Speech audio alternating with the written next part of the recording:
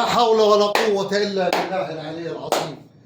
لا حول ولا قوة إلا بالله العلي العظيم.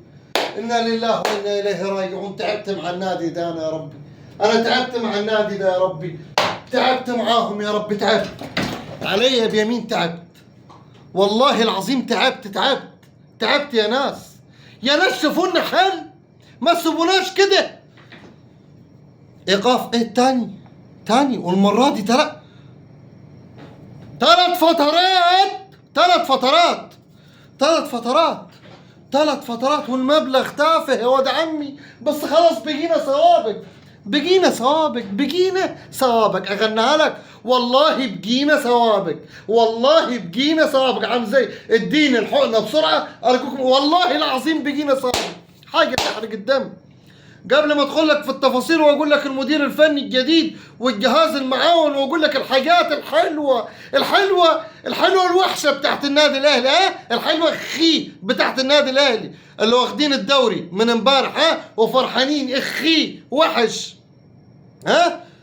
حاسب لك في اول كومنت رابط التيك توك. يلا هي جت عليا. يلا كبس. حاسب لك الرابط تضغط عليه تعمل متابعة لو انت بتحب ابو عبد الله. يلا هي جت عليا نقول كبس كمان. بسم الله والصلاة والسلام على رسول الله. السلام عليكم ورحمة الله وبركاته. لايك وشير وصلي على حبيبك وسيدك وشفيعك سيدنا محمد. اللهم صل وسلم وبارك على سيدنا محمد وعلى آله وصحبه وسلم تسليما كثيرا. جمعة مبارك عليكم ويوم سعيد عليكم. إيقاف قيد لنادي الزمالك لمدة 3 فترات. أول واحد نزل بالبوست مين؟ رئيس الشغلانة، رئيس الكوكب الأستاذ ممدوح عباس. يعني فرحان قوي وانت اللي بتشير. أول واحد فرحان قوي فينا. ايه ده يا راجل؟ طب خبي، طب داري، طب أي حاجة لما بينا. ايه يا جماعة؟ وبعدين في السوابق يا استاذ عمرو ادهم. هو انت مش قلت خلاص؟ هو انت مش قلت بطلت؟ هو انت مش طلعت وقلت دفعنا المستحقات كلها؟ طب المبلغ كله 1.5 مليون مصري. المبلغ كله 1.5 مليون على ياسر حمد. وياسر حمد في مين؟ في عصر حسين لبيب. ايوه كل رئيس يجي يدينا خازوق. بس الخازوق ده ايه؟ حنين كده مقرش زي ما احنا بنقول علينا في الصعيد. خازوق مقرش صغير. 1.5 مليون يوقف القيد تاني واسمنا يتحط تاني. متهيألي لو اي حد زملكاوي ماشي من قدام الفيفا يتلفوه. خد يا تعال ادخل جوا وينزلوا فينا ضرب. ده موضوع نادي الزمالك. اللايك الجميل بتاعك وما تنساش حاسب لك رابط التيك توك في اول تعليق تضغط عليه تعمل متابعة وتجيلي هناك في بث مباشر ناري. طيب ايه في مالك؟ طيب الجهاز الفني الجديد للنادي الاهلي بقيادة الداهية خوسيه ريفيرو. يعني تخيل خوسيه ريفيرو جاي بتقله ومعاه عماد النحاس. انا متهيألي الاهلي هياخد 2 دوري في الموسم. والله 2 افريقيا في الموسم. ما تعرفش 2 سوبر اي حاجة. 2 اذا كنا عماد النحاس وما قادرينش عليه.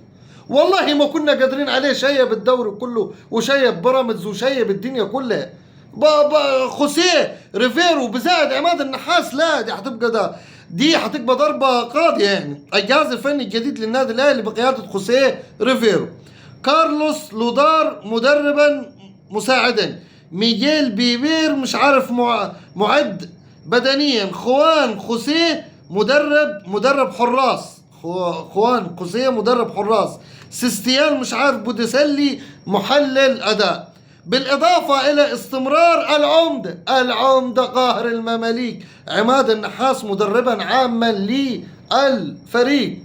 الموسم اللي جاي تعمل حسابك انت وبتلاعب النادي الاهلي. قبل ما تنزل الملعب تاخد صورة البقرة كلها وبعد كده تقرأ الخواتيم لوحديها وتستغفر 3000 مرة وتصلي على النبي 3000 مرة وتنزل متوضي الملعب. اصله اللي هيجي مع تريزيجيه وامام عاشور ومحمد علي بن رمضان وزيزو يقبل موضوع في يبقى الموضوع فيه فضيحة، يبقى الموضوع فيه فضيحة.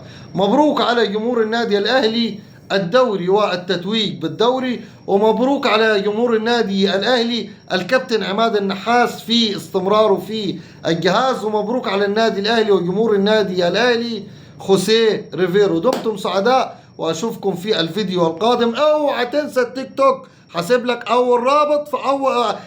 الرابط في اول كومنت. سلام عليكم.